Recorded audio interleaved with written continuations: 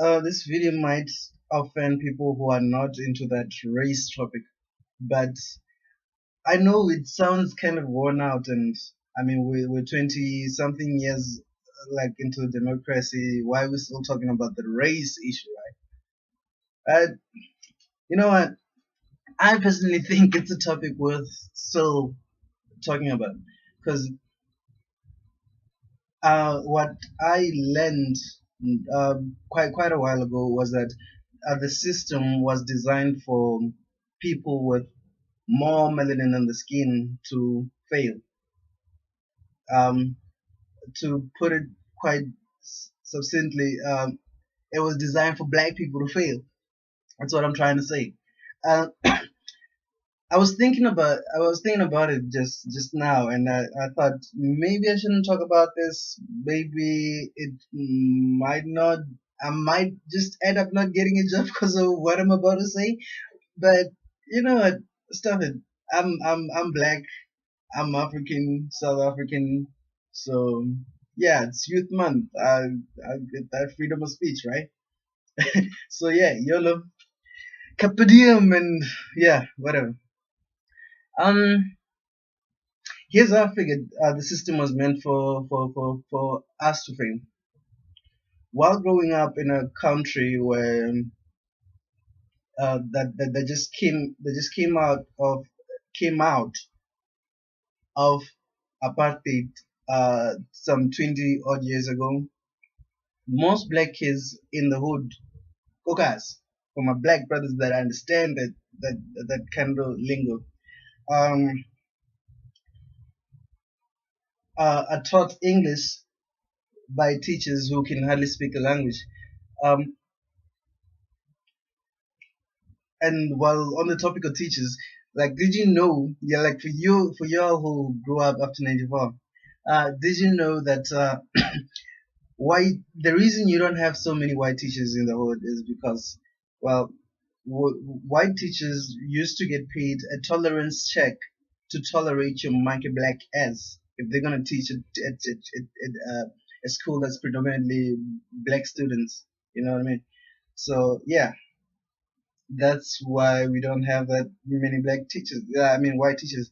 And consequently, you get taught by people who's now trying to speak a third language because they would your teacher would either be Venda or Zulu or Xhosa or something before they learn those languages before they learn uh, English, right?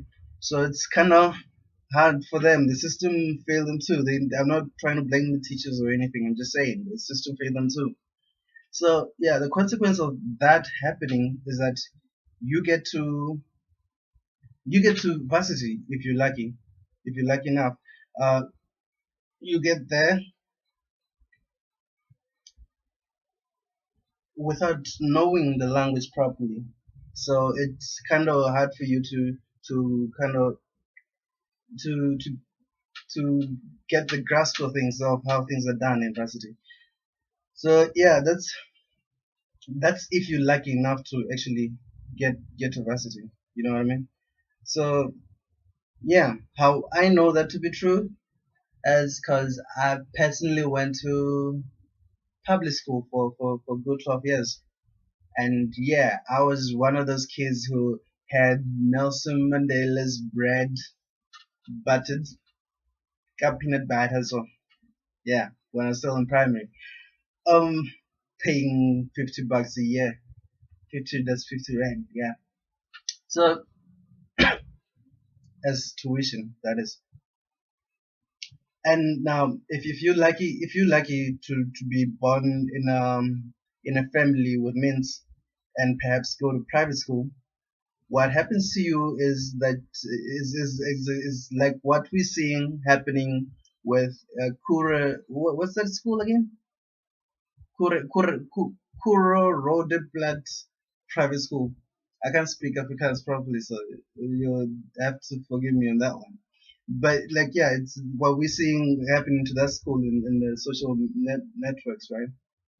That's what happens to you as a black. Like they teach you how to they teach you as a kid that you were born with the wrong skin color, like getting the black students seated at one place in the bus and white kids seated at another.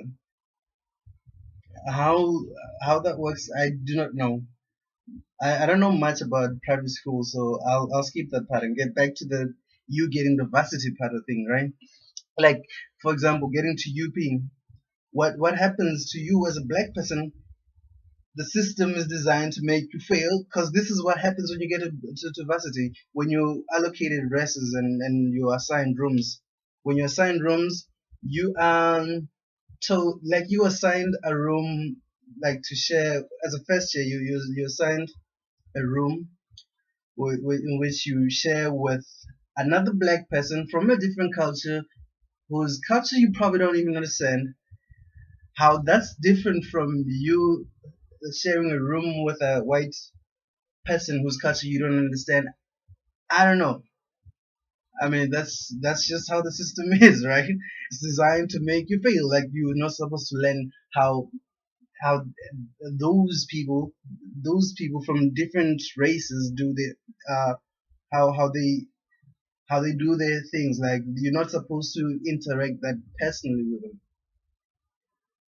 Well, when it comes to that, I'm not really into that. Like I think that that's not cool, but well, I can live with it.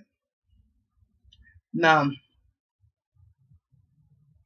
at certain races, like once you get out of first year, you go into second year, you get assigned single rooms. And what happens is they give black students races that are on top, like on the last floor. That's where you get a whole lot of black people. And then the rest of the the corridors that are in the floors right next to the base, like next to the dining hall, that's for predominantly white students. Like I think that's kind of lovely because you get to for once in our lives we get to live on top of on top of white people, right? uh Hell no. They don't have to climb stairs. That's the shitty part about things, man. That's how fucked up it is. Like that's how I wasn't. I don't think that's cool at all.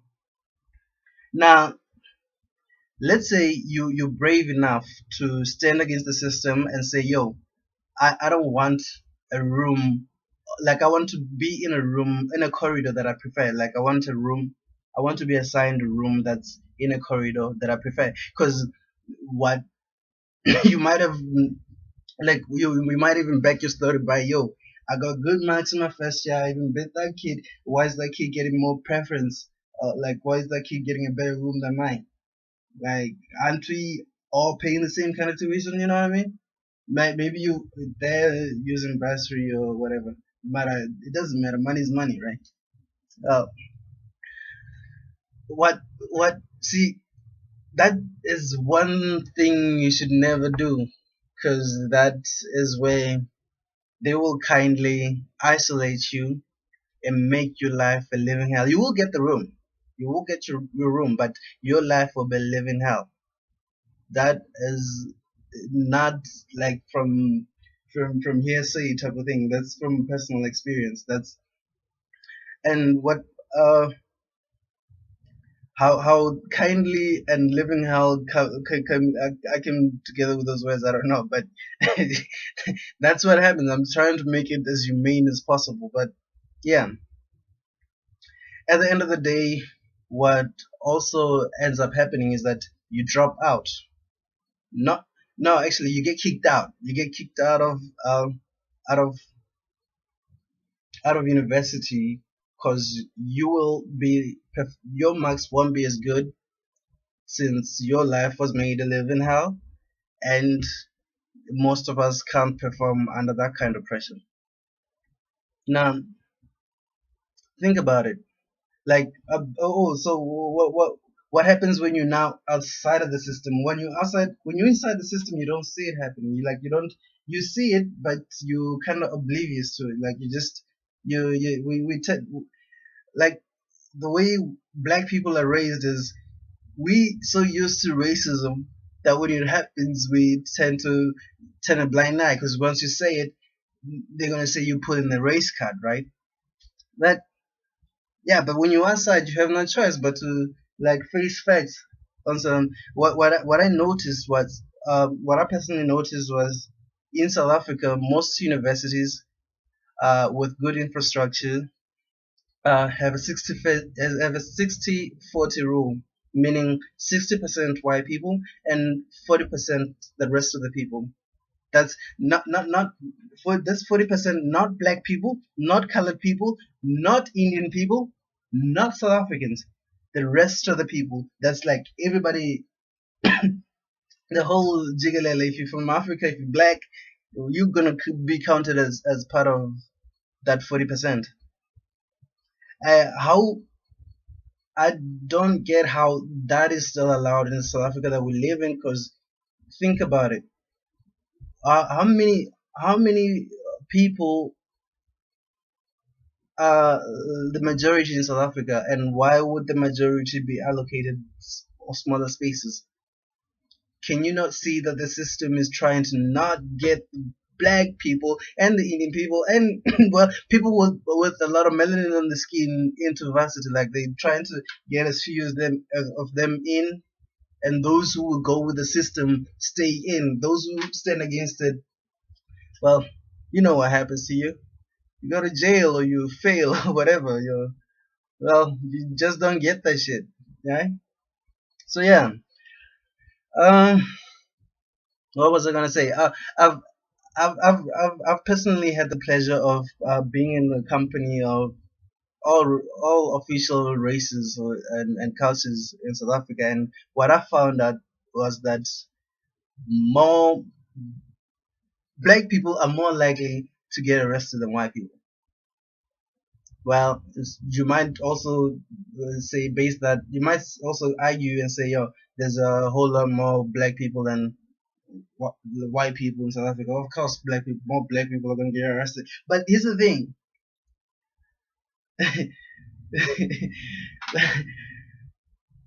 black people, and the kind of black people I was chilling with, were doing the same kind of shit that white people were doing that I was with, and I got away with a whole lot of other crap when I was with my white friends than I was with my black friends. That's and that's the truth of the matter. And sometimes when we were drunk, we would let the white guy drive the car because we knew the cops were not gonna arrest him like just like that, just because you know what I mean. So yeah, enough about that. Like,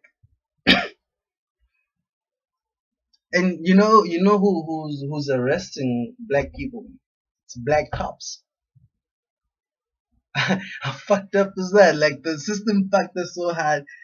It got us hating the sight of skin that has as much melanin as our own. That's the reality of shit. Like if you're born in South Africa and you're not racist, even as a like you're not prejudiced, even as a black person, then you are a miracle. I I don't think there's that kind of miracle in South Africa because man, nah man. I've never seen anybody who's not prejudiced who's South African. We grew up in a society that's well fucked up to say the least. Yeah. And what's happening is that racist people aren't saying kafir in public anymore. They control your paycheck. They own banks. They donate money to black parties, black political parties. That is. See, the greatest trick the devil has ever made is making people believe that he doesn't exist. Think about it.